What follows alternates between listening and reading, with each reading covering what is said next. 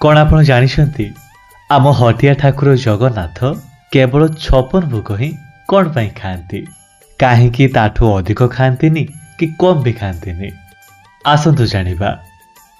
पौराणिक कथा अनुसार द्वापर जुगरे वृंदावनवासी को इंद्र कबलू बंचेवा भगवान श्रीकृष्ण गोवर्धन पर्वत को निज काने आंगुल 7 दिन धरी उठे रखिथिले।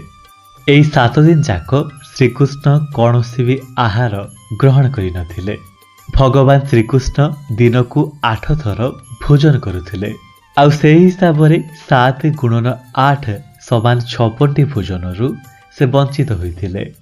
तेणु जेतेबेले झड़ वर्षा बंद होइथिला वृंदावनवासी श्रीकृष्ण को निजर कृतज्ञता जणाइबा पई तांकर से 7 दिनर बाकी थिबा 56 भोजन को एकाठी अर्पण करिथिले।